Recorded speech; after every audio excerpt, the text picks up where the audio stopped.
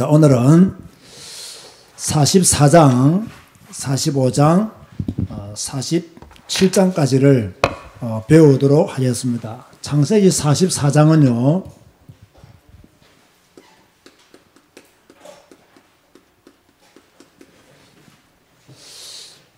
형제의 대표로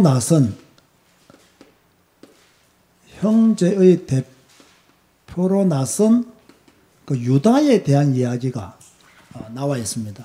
우리가 지금 창세기를 한 장씩 공부하고 있기 때문에 이 말씀이 무슨 내용이라는 것을 알 것입니다. 이제 요셉의 형들은 요셉을 만나게 되었고, 또 요셉을 통해서 지금 테스트를 받고 있는 가운데 있는데요. 이때 형제들이 어려움을 당하자 누가 전면에 나서느냐? 유다가 전면에 나섰다. 먼저 44장을 구분하면요, 1절에서 13절까지는 요셉이 형들을 테스트하는 그런 과정이 나옵니다. 그래서 누구의 자루에 무엇을 넣었죠? 그렇죠. 베냐민의 자루에다가 요셉이 쓰는 은잔을 넣었다. 자, 이것이 나중에 발각되고 난 뒤에 요셉이 무엇이라고 말합니까? 은잔이 발견된 베냐민을 종으로 삼겠다. 그렇죠. 이렇게 말하니까 유다가 아닙니다. 우리 전체가 노예가 되겠습니다. 이렇게 장남이 아니었음에도 불구하고 유다가 먼저 나서게 됩니다. 그러면서 27절에서 34절까지는 유다가 나서서 자기가 베냐민을 대신해서 존이 되겠다. 그렇게 말하는 내용들이 27절에서 34절에 나와요. 이 44장의 내용을 보면요, 주 내용이 무엇이냐 하면 제가 앞에서 말씀드린 바와 같이 유다가 베냐민을 대신해서 존이 되겠다.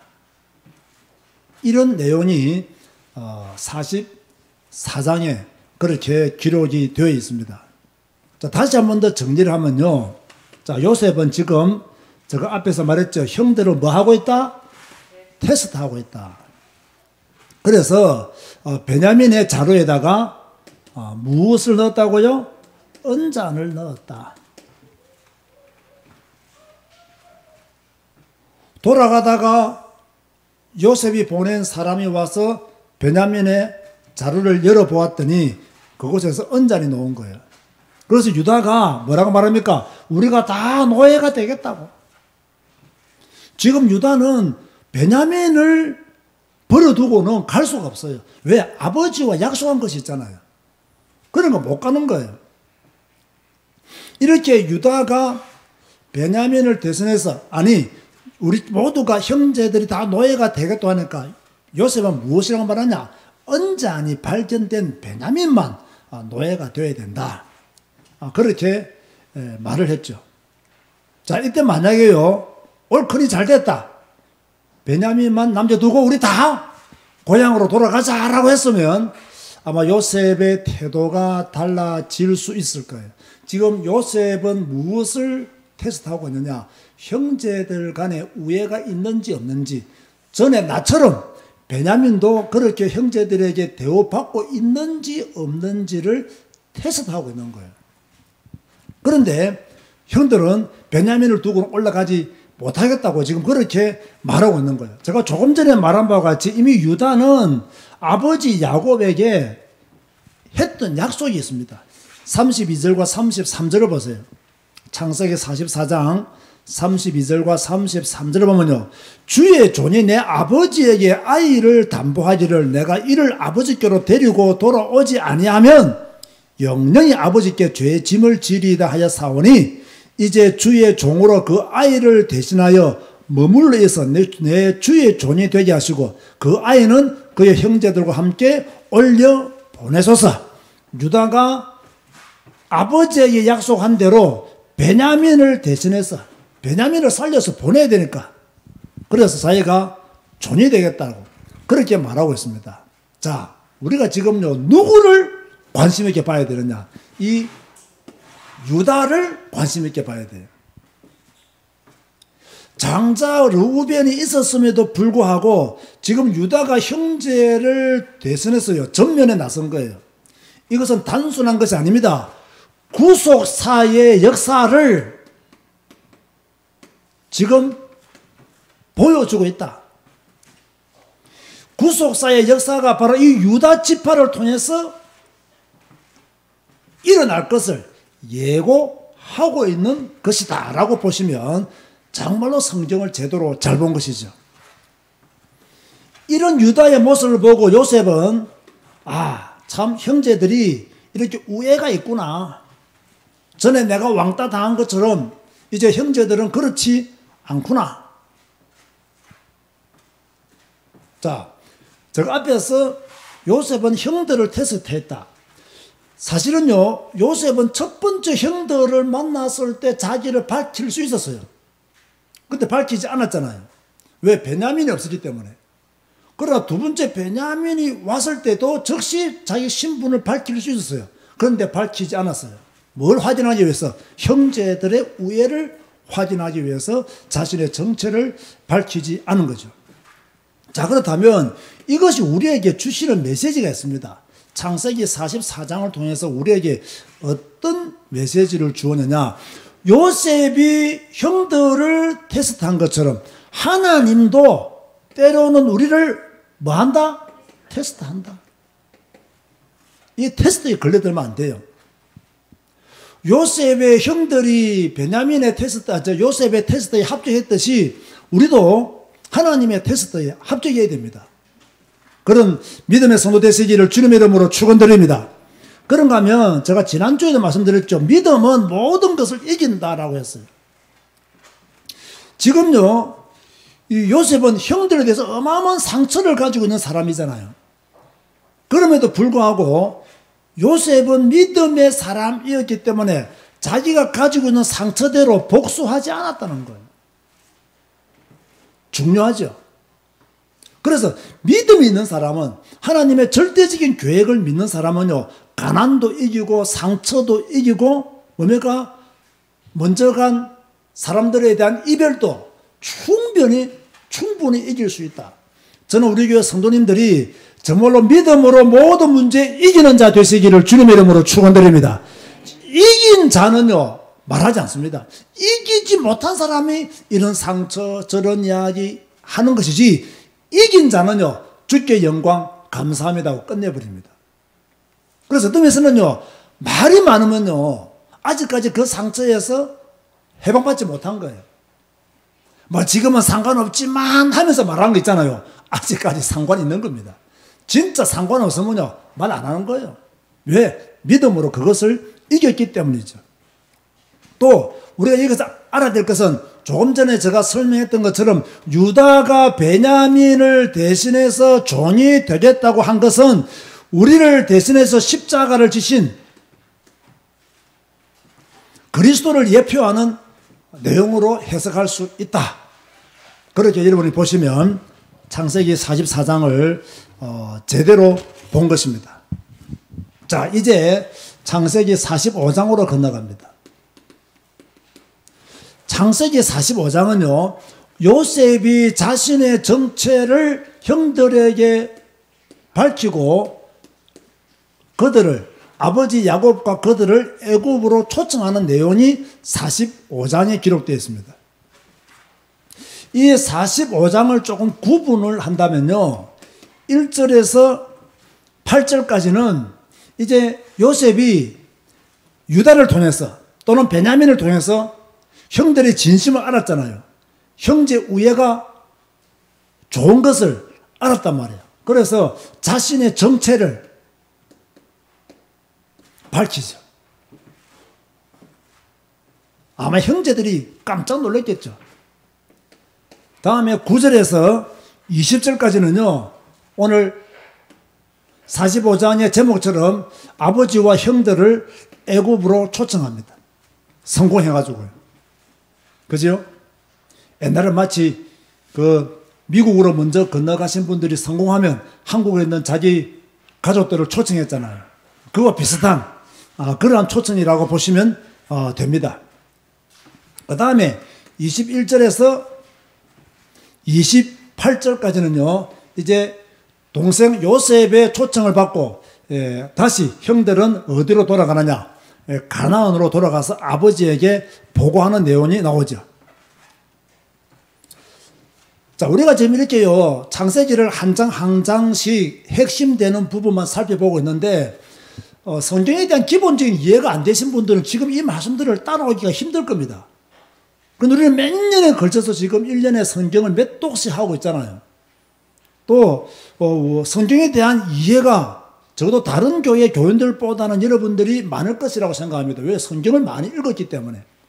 그래서 이야기만 해도 아마 여러분들이 이야기의 흐름을 금방금방 눈치채고 빨리 이해하실 것이라고 믿습니다. 그래서 조금 진도가 빠르더라도 여러분들이 이해하시기 바랍니다.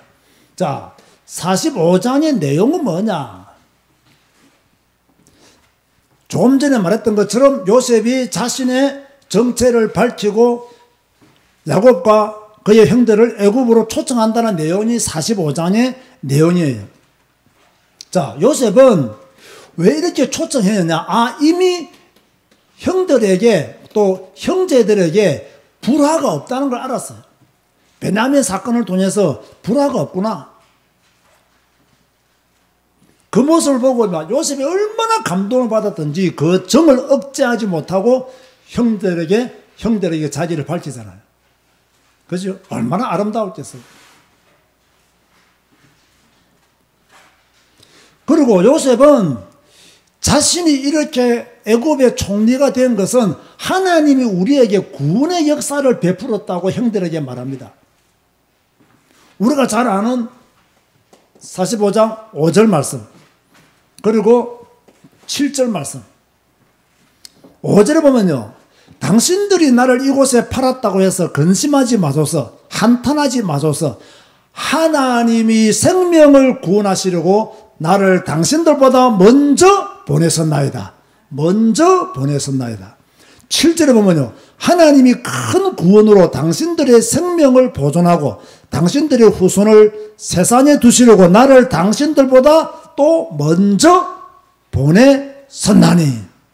구원이라는 단어가 동시에 나오고요, 먼저라는 단어가 같이 나옵니다. 그래서 제가 전에 한번 이런 말씀 전했죠. 하나님은 우리보다 먼저 행하신다. 우리보다 먼저 행하시는 하나님의 섭리와 계획을 잘 모르기 때문에 우리는 때로 답답해하고 아파하지만 시간이 지나보면 그것이 하나님의 은혜였고 하나님의 축복이었음을 알게 되는 거예요.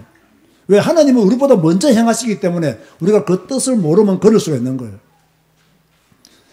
요셉은 간단하게 형들에게 말했습니다. 당신들이 나를 이곳에 판 것은 당신들이 한 짓이 아닙니다. 하나님이 생명을 구원하시려고 나를 먼저 보내신 것입니다. 여러분, 이것만큼 안심되는 말이 되겠어요? 그렇죠? 당신들이 나를 이곳에 팔아서 뭐라 여기까지 했으면 아마 간이 덜컥 떨어졌겠죠. 그런데 당신들이 한 짓이 아니라 하나님이 우리를 구원하시려고, 우리의 생명을 구원하시려고 나를 먼저 보냈습니다. 여러분, 이런 멋진 신앙 고백하시기를 바랍니다. 이런 멋진 고백의 사람이 되어야 돼요. 따라서 하세요. 하나님이 하셨다. 하나님이 하셨다. 자, 여러분이 만약 팔려갔다. 누가 하셨다? 여러분이 누구한테 상처받았다. 누가 하셨다? 여러분한테 아픔을 가지고 있다. 누가 하셨다? 하나님이 하셨다. 하나님의 줄 때 절대 주권을 믿는다면요, 이런 고백을 할 수가 있는 거예요. 복음 깨달은 사람은요, 모든 것을 복음적으로 해석해야 돼요. 너무 인간적인 것에 매이지 말고 복음적인 해석을 해야 돼요. 그래야 내가 살 수가 있는 거예요. 그래서 요셉은 형들에게 아버지를 태우고 올 수레를 보내죠. 자, 그러면서 형들이 혹시 이렇게 가는 길에 또 다툴까 싶어서 24절에 보면요, 이에 형들을 돌려보내며 그들에게 이르되 당신들은 길에서 다투지 말라 하였더라. 요셉은 형제 우애를 그만큼 중요하게 생각하는 거예요. 자, 요셉이 살아있다는 것을 형들이 목격했잖아요. 그리고 이제 이 요셉의 형들은 고향으로 돌아갑니다. 야곱에게 갑니다. 자, 야곱에게 가서 동생이 살아 있습니다. 애굽의 총리가 되어 있었습니다. 라고 말했을 때 야곱이 믿었을까요? 안 믿었을까요? 믿을 수가 있는 이야기가 아니잖아요.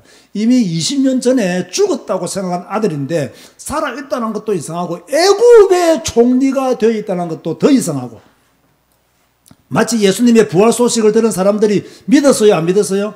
안 믿었어요. 너무 황당한 이야기를 들으면 우리가 잘 못 믿잖아요. 지금 그런 이야기를 야곱이 들은 거죠. 자, 그렇다면 이 45장을 통해서 우리에게 주시는 메시지가 무엇이냐? 주님은 형제가 또는 성도들이 불화하는 것을, 나쁜 관계를 가지는 것을 원하지 않으신다. 자, 여러분, 가능하면요, 다른 분들과 좋은 관계를 가지시기 바랍니다. 다른 사람에게 여러분은 어떤 사람이 되어야 되느냐? 좋은 사람이 되어야 돼요. 가능하면요, 내가 다른 사람에게 좋은 사람이 되어야 돼요. 내가 조금 손해보는 한이 있더라도 다른 사람에게 좋은 사람이 되어야 돼요. 저도 무진장 그런 사람이 되기를요, 노력하고 애써요. 하나님은 요셉의 가문을 구원하였듯이 하나님은 지금도 구원의 역사를 이루고 계신다. 그래서 여러분, 지금은요, 어떤 일을 당했든지 간에 낙심하지 마시고 하나님이 나를 위한 구원의 계획을 세우고 계신다는 것을 믿으시기 바랍니다. 그래서 성도들은 낙심하면 안 돼요. 하나님이 살아 계시기 때문에 낙심하면 안 돼요. 성도들은요, 불안에 떨 필요가 없습니다. 왜? 하나님이 나와 함께 하신다. 이걸 믿는다면 불안에 떨 필요도 없는 거예요. 나중에 야곱은요, 무엇을 보고 요셉이 살아있다는 것을 믿느냐? 수레를 보고, 자기를 태우고 갈 요셉이 보낸 수레를 보고 믿었습니다. 참 놀랍죠? 이것은요, 하나님이 우리에게 증거를 주실 때까지, 하나님은 여러분에게 언제 수레를 보낼는지 모르겠습니다. 저한테도 언제 수레를 보낼는지는 모르겠지만 그때까지 우리는요, 뭡니까? 믿음의 삶을 최선을 다해서 살아야 됩니다. 살아있으면 수레가 여러분에게 올 줄로 믿으시기 바랍니다. 이런 날을 우리는 기다리면서도 신앙생활을 하는 것이죠. 자, 이러면서요, 창세기 46장을 보겠습니다. 창세기 46장은 어떤 내용이냐? 하나님이 야곱에게 뭐라고 말하시냐? 애굽으로 가라. 그렇게 말씀해요.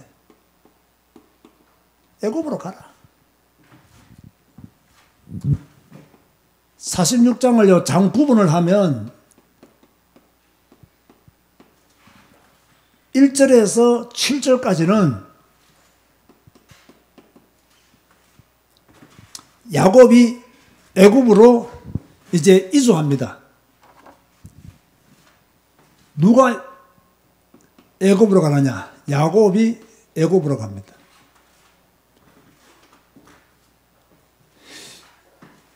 (8절에서) 27절 말씀까지 보면요, 애굽으로 내려간 명단이 나옵니다. 이때 몇 명이 내려갔죠? 70명. 그래서 요셉의 가족까지 합쳐서 70명으로 그렇게 말씀하고 있습니다. 28절에서 34절까지는요, 드디어 야곱이 누구를 만나느냐? 요셉을 만납니다. 참 멋있는 아름다운 그런 모습이었겠죠.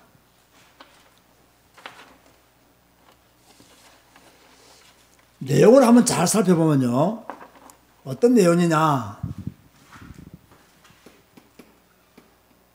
앞에서 말한 것처럼 46장의 주 내용은 애굽으로 내려가기를 두려워하는 야곱에게 하나님은 애굽으로 내려가라라고 그렇게 말씀하셨어요. 3절 말씀 보세요. 애굽으로 가라. 그렇게 말씀했어요. 3절 보면요, 하나님이 이르시되 나는 하나님이라 네 아버지 하나님이니 애굽으로 내려가기를 두려워하지 말라. 내가 거기서 너로 큰 민족을 이루게 하리라. 하나님이 야곱에게 무엇이라고 말씀하셨냐? 애굽에서 내가 너로 큰 민족을 이룰 것이다. 두려워하지 말고 가라. 그렇게 말씀하셨어요. 자, 그런데 보세요, 여러분. 우리가 앞에 이삭, 아브라함을 생각할 때 하나님은 아브라함에게 애굽으로 가라 했습니까? 가지 말라 했습니까? 가지 말라 했죠. 이삭에게도 역시 애굽으로 가지 말라고 하셨어요. 그런데 지금 야곱에게는 애굽으로 가라. 내가 반드시 너를 인도해서 다시 올라오게 하겠다. 그렇게 말씀하고 있어요. 그러니까 하나님은 아브라함과 이삭에게는 애굽으로 내려가지 말라고 했지만 요셉에게는 애굽으로 내려가라고 했어요. 하나님은 이제 시간표가 되어서 그죠? 출애굽을 통해서 하나님의 큰 구원의 역사를 뭡니까? 실행하겠다는 거예요. 그래서 내려가라 하면서 올라올 것이다 라고 말씀하시는 거예요. 너의 고향은 영원히 애굽에서 사는 것이 아니라는 거예요. 올라올 것이다는 거예요. 드디어 야곱이 내려가죠. 누구를 만납니까? 요셉을 만납니다. 20년 만에 아들, 사랑하는 아들, 사랑했던 아들을 고센 땅에서 만납니다. 두 사람이 얼마나 설레했겠습니까? 아들을 만나러 가는 야곱도 설레했을 것이고 아버지를 기다리는 요셉도 설레했을 것입니다. 그죠? 참 아버지 야곱의 기쁨이 매우 컸을 것이다. 그리고 아들 요셉의 마음도 기뻤을 것이다. 설렘을 가지고 이제 가다가 드디어 요셉을 만나게 되죠. 자, 우리도 좀 설레임을 가졌으면 좋겠어요. 여러분, 천국에서 주님 만날 기쁨을 미리 생각하면서 설레이시기 바랍니다. 이런 것도 괜찮아요. 주님을 만날 것을 생각하면서 설레이는 마음을 가지고 있다는 것도 좋은 신앙인 것 같아요. 드디어 만나고 난 뒤에 요셉이 아버지 야곱에게 무엇이라고 말하느냐? 바로 왕을 만나면 우리를 목축하는 사람으로 소개할 것을 부탁을 했어요. 제가 한번 생각해 봤습니다. 왜 목축하는 사람으로 이렇게 소개하라고 미리 요셉이 전해 나왔을까? 뭐 농사도 지었잖아요. 그런데 왜 목축하는 사람으로 이렇게 전해 두고 아버지한테 부탁을 했을까? 요셉은 그래도 아버지와 자기 민족이 이 고센 땅에 살면서 애굽 문화에 동화되지 않기를 원했던 것 같아요. 비록 지금 곡식이 없어서 애굽으로 오지만, 그죠? 고센 땅에 살면서 애굽 사람들은 목축하는 사람들을 별로 안 좋아하니까, 그래서 고센 땅에 살면서 이 애굽 문화에 동화되지 마라. 자, 그걸 요셉이 원했기 때문에 아마 목축하는 사람으로 한 곳에서 모여 살기를 그렇게 원했던 것 같아요. 자, 그렇다면 이 46장이 우리에게 주는 메시지가 무엇이냐 라고 했을 때 크게 제가 두 가지만 말씀을 드리겠습니다. 첫 번째로요, 하나님은 우리가 어디로 가든지 함께 하신다. 아멘 하시기 바랍니다. 자, 언약의 사람이 가나안에서도 함께 하시는 것이고요. 하나님은 지금 야곱을 애굽으로 가라 하잖아요. 그 말씀을 듣고 애굽으로 가도 하나님은 야곱과 함께 하시는 거예요. 자, 문제는 여기서 우리가 한 가지 알아야 될 것은요, 가지 말라고 했는데 가면 문제가 온다는 거예요. 그런데 지금 하나님은 야곱에게 뭐라 합니까? 내려가라 했습니다. 반드시 네가 올라올 것이 됐습니다. 그러니까 우리가 하나님의 인도를 받을 때요, 한 가지만을 고집하는 것은 옳지가 않아요. 아브라함에게는 가지 말라 했지만, 이삭에게는 가지 말라 했지만, 야곱에게는 가라고 했습니다. 그 사람마다 나타난 하나님의 계획이, 때마다 나타난 하나님의 계획이, 뜻이 다르다는 것을 알 수가 있죠. 그리고 네가 어디로 가든지 함께 하겠다. 복음 가진 사람은, 믿음 안에 있는 사람은 뭡니까? 하나님이 인도하시는 곳으로 가게 돼 있고, 하나님이 인도하시는 곳으로 가면 하나님은 함께 하겠다는 거예요. 여러분도 마찬가지죠.